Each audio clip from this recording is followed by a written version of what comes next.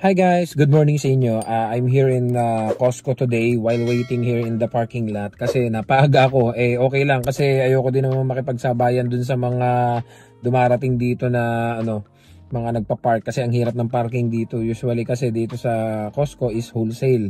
Well, by the way, nagbabasa ako ng mga ilang comments natin. And ito, matagal na tong topic na gusto ko sanang gawin sa inyo regarding sa mga fake documents. Kasi may mga nagtatanong na may mga ibang subscriber natin na gusto daw nilang mag-try, and yung iba gustong magpagawa ng fake na diploma, yung iba may mga ibang documents na gustong pekein para daw makapasok ng Canada. Well, hindi po talaga magkakaigiyan dito sa Canada. And then may mga nabasa ako na dahil nga ito nga daw yung naging stepping stone ko papunta rito sa Canada, which is yung Taiwan to Canada. Dahil alam naman po natin na talagang pagdating sa Pilipinas, hahanapan ka ng 3 years to 5 years experience papunta rito sa Canada, unlike sa mga cross-country na medyo maluwag-luwag. So ito po, isi-share ko lang sa inyo. So kahit paano magkaroon kayo ng idea, at yung iba na nangangarap makarating dito sa Canada, or hindi man po dito sa Canada, even any other country like Saudi, Middle East, or mga sa Hong Kong o sa Taiwan. Kasi may nabasa akong isang discussion dito sa Taiwan applicants. Since alam naman nung iba nating subscriber na ako'y from Taiwan bago ako nakarating dito sa Canada, may mga, ito yung nabasa kong topic, ilalagay ko na lang guys sa screen, na may isang nag-post na sabi nga niya, dun sa talagang mga desidido na makarating kayo ng abroad, although talagang alam naman natin na marami talagang mga kababayan natin na madidiskarte at gustong mabuhay, kasi hindi naman natin masisisi yung iba na talagang pinagkaitan ng tadhana na makapagtapos ng pag-aaral. Yun nga lang talaga, kalimitan sa atin sa Pilipinas, hinahanapan ng diploma na kahit paano nakapagtapos ka para makaalis ka ng abroad. Pero hindi na naman po bago to na pangyayari. Marami na talaga ang ganitong pangyayari, even yung mga nagpatotoo. Hindi ko nakakalimutan guys, nung napanood ko yung kay Chef Boy Logro, na inamin niya na nakapag-abroad siya somewhere in Middle East, na nag-work siya as cook. So fake yung diploma niyang ginawa. Hindi nga siya nakapagtapos ng high school graduate. And then may iba pang mga celebrity tayong napanood na mga pineke yung documents nila para makapag-abroad. So nakita ko nga doon na yung iba talaga talagang gumagawa ng mga ganyang bagay para lang matuloy abroad. Especially sa Middle East na hindi naman mahigpit nung mga panahong yun, hindi mahigpit. And ito, share ko lang din sa inyo, may mga kakilala din talaga ako na hindi nakapagtapos ng high school, even college, pinake nila yung kanilang mga documents, for example yung diploma, pinatanda nila yung edad nila, kapatid nila yung ginamit nila sa passport. May kasama akong ganyan dati nung nag-Saudi ako. Yung passport niya, nakalagay na pangalan, sa kapatid talaga niya. So, yun namin niya sa akin yun. Yung passport na ginagamit daw niya nung siya nasa Saudi is pangalan ng kapatid niya. Kaya siya nakapunta ng Saudi. So, sabi ko marami palang mga ganon. Dati, maluwag yan nung mga panahong yun. Kaya sila nakapag-abroad. Well, nakita ko tong post na to. Ilalagay ko na nga lang guys po sa screen. Na ini-encourage niya. Hindi naman totally ini-encourage. Tinuturuan lang niya ng idea. Nasabi kasi may mga nagpo-post doon, pwede po kaya ang undergrad makapag-abroad, pwede po kaya yung undergraduate makapag-Taiwan. So sumagot siya, nag-post siya. Sabi nga niya, nakalagay dyan guys, basahin nyo na lang sa screen. Sabi nga niya, papunta pa lang kayo, pabalik na ako. Totoong kalakaran yan sa Taiwan na yung mga nagta-Taiwan na talagang yung ibang agency, hindi ko naman po nila lahat, tinatanong kung kaya nyo bang panindigan, and then yung inyong mga documents pagawa na lang kayo ng diploma sa recto, pero wag nyo daw talagang pepekein yung inyong mga valid IDs at yung inyong birth certificate, yung passport, yun ang wag na wag nyo pepekein. Yan po yung nakalagay dyan. May mga nag-comment diyan na sabi delikado yung pinagagawa mo, hindi tama yan, ganan. So ito naman yung aking karanasan nung nag-Taiwan po ako, para talagang mapatotohanan ko tong post na to ni Kabayan dito sa Taiwan applicants. Kasi member pa rin ako diyan sa mga group pa Taiwan Kasi nga po before nung time na nasa Taiwan ako, kahit paano may idea ako sa mga nangyayari. Nung ako ay paalis papuntang Taiwan, usong-uso po kasi sa mga agency na pa Taiwan yung tinatawag na agent. Which is, ang kalakaran po kasi dyan, pag ikaw mag-apply ng mismong agency, hindi naman po lahat. Talagang meron dyan yung tinatawag na mga trade test. Yung magsusuot ka ng mga chopsticks sa mga butas-butas, ganon, yung munggo, mga ganon-ganon. Merong mga agency na hindi ko napapangalanan na mahigpit. Meron namang mga agency na hindi ganun kahigpit. Pero sa totoo lang, base sa mga karanasan ko at yung mga kasama ko, yung iba talaga mahigpit pag ikay walk-in. Pero kapag meron kang agent or tinatawag na yung babayaran mo, aabutan mo, maluwag. What I mean is ganito po. Nag-walk-in ka, mahigpit sa heights, mahigpit sa kung ano man yung mga bagay na nakita sa'yo na para sa kanila hindi ka qualified. Sa entrance pa lang ng agency, pauwiin ka na. Pero kapag may agent ka, singit ka. So anong purpose ng agent?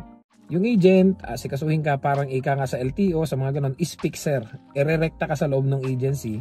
And then yung agent, once na na-hired ka, minsan nga hindi ka pa na-hired, nakapasa ka pa lang sa interview, aabutan mo yon. That was 2010, 2011, 2012, mga ganon pa, yung mga kalakaran dati. At even 2015, nangyayari pa rin yan. I don't know now kasi nga, di na tayo updated. Pag nakapasa ka sa interview, let's say, abutan mo yung agent ng 20,000, abutan mo muna ng 10,000 hanggang sa lumabas na yung visa mo, na selected ka na, saka another 10,000. So, total of 20,000. Iba-iba po. Yung iba, hinihingi lang naman is 10,000. So, abutan mo muna ng 5,000, then another 5,000. So, iba-iba po sa mga agent. So, ang nangyayari, yung agent na yon na inabutan mo, aabutan din yun nasa loob ng agency. Kaya napaprioritize yung mga isinisingit ng agent.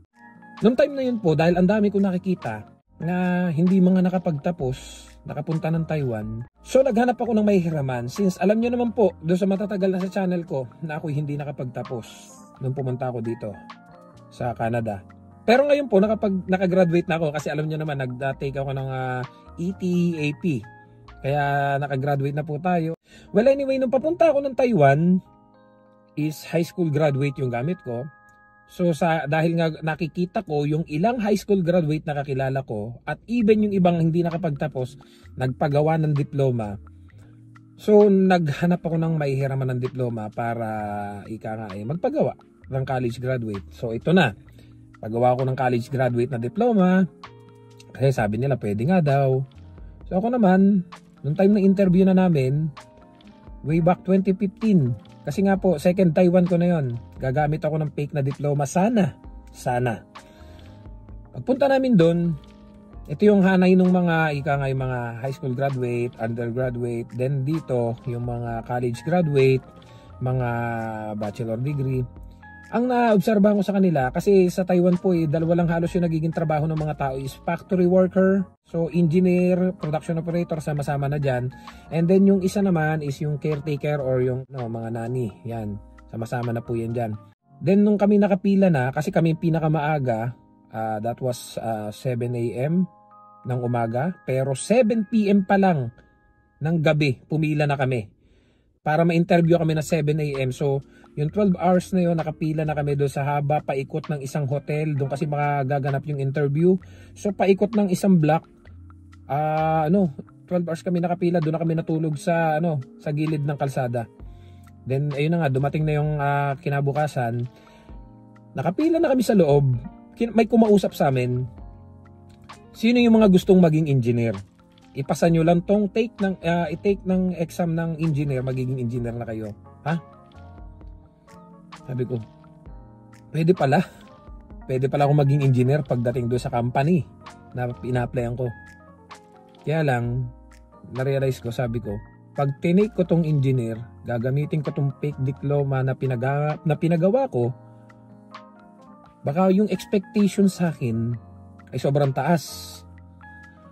So sabi ko, kinakabahan ako, baka mamaya pagdating doon may pagagawa sa akin na hindi ko naman talaga alam, nakakahiya lang. So may mga nakita ako na nagpagawa ng diploma na ayun, naging engineer. At even yung iba, hindi naman talaga engineering course, may mga HRM, may mga kung ano-ano na po ang tinapos. May mga hindi related sa pagiging engineer, naging engineer. So ako naman, dahil natakot nga ako, sabi ko wag na. Hindi ako natatakot na gamitin yung diploma, natatakot ako doon sa expectation na pagdating ko doon sa Taiwan, ay engineer yan, tapos hindi ko alam yung gagawin. So nakakahiya lang. So sa makatuwid, hindi ko siya ginamit. Dinisregard ko yung dalawa kong diploma na na college, at ginamit ko talaga yung original kong diploma, which is high school graduate. So to make the story short, nakarating ako ng Taiwan, production operator. Buti na lang maganda yung napuntahan ko kasi ako yung incoming, ako yung first touch ng mga IC. While yung mga engineer nakikita ko, wow, ang sarap ng buhay. Nakaupo, may mga nagse-cellphone sa ilalim ng makina, nagse-cellphone sa mga table nila. Yun nga lang, tumatagal ako dun, na-realize ko yung mga engineer, halos mostly sa kanila walang overtime. Unlike sa akin, dahil ako nga yung first touch ng IC na nagre-receive sa delivery ng iba't ibang IC from Singapore, Korea, any country, napakarami. So tuloy-tuloy yung OT ko. So makatuwid, mas madami pa yung oras ko at pinasok ko kaysa sa kanila. Yung ibang ang engineer na kilala ko nangungutang pa doon sa mga operator. So sabi ko, di ako nagsisisi na ginamit ko yung pagiging high school graduate ko. Ngayon, ito na po. May mga dumarating na mga bago. Siyempre, tumagal ako dyan. Ilang taon din ako dyan. Doon sa last company ko is 6 years before pa yung una kong Taiwan.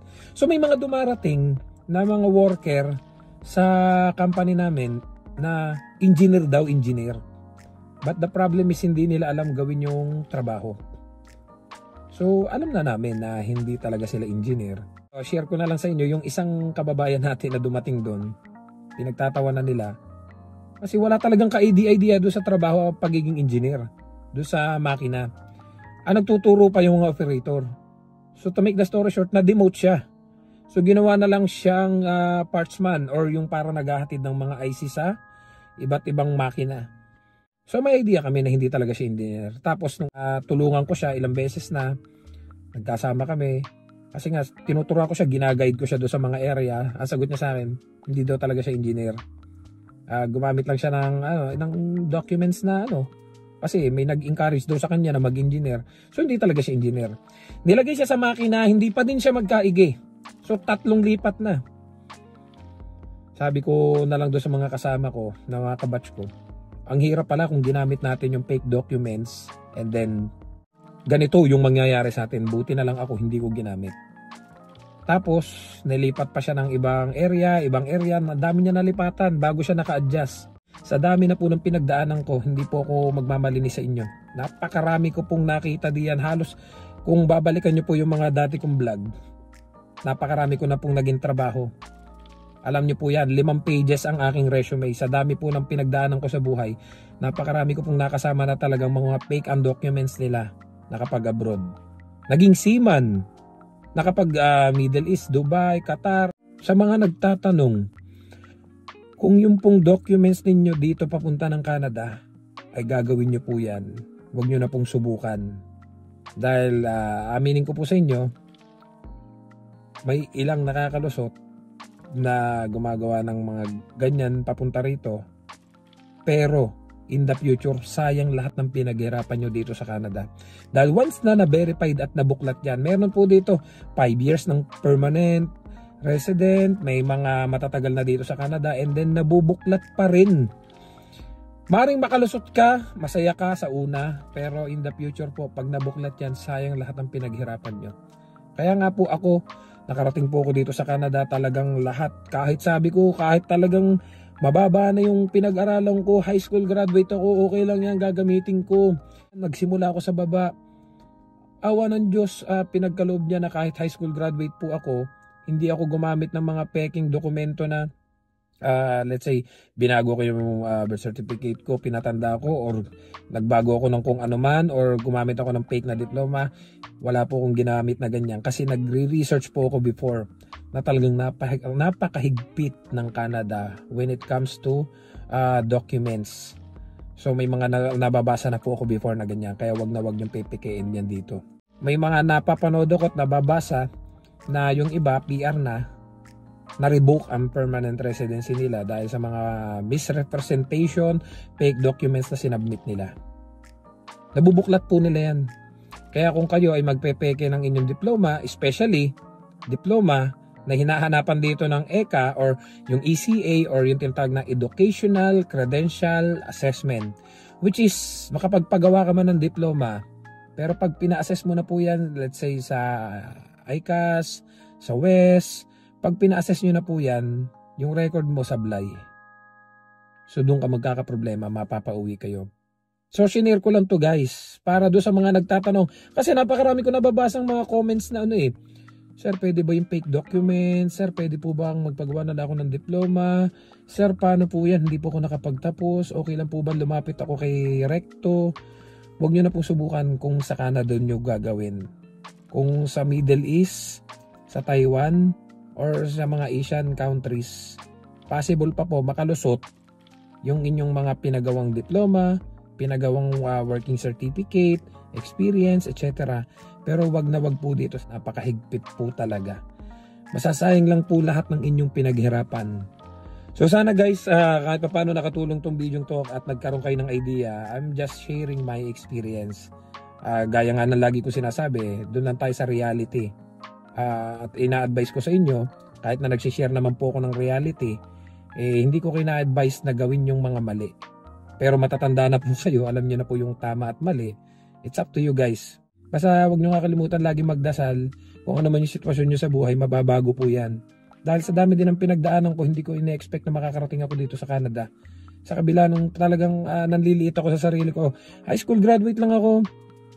Never kong mararating yung mga abroad na yan. Pero akalain nyo guys, galing na ako ng Saudi, galing na ako ng Taiwan, and then ngayon na dito na tayo sa Canada. So doon sa mga nangangarap, may mga nagme-message sa akin, nagko-comment, Sir, share mo naman lahat yung mga working experiences mo bago ka nakarating ng Canada. Siguro, gawan ko po yan ng vlog sa mga susunod na araw para naman kahit paano magkaroon kayo ng idea at yung iba ay ma-inspired sa pinagdaanan ko na alam kong yung iba pinagdadaanan din. So, see you guys sa next vlog. I love you all. Don't forget to subscribe, like, and share this video para kahit paano may idea po kayo doon sa mga nangangarap makarating dito sa Canada. See you guys sa next vlog. I love you all. God bless. Bye-bye.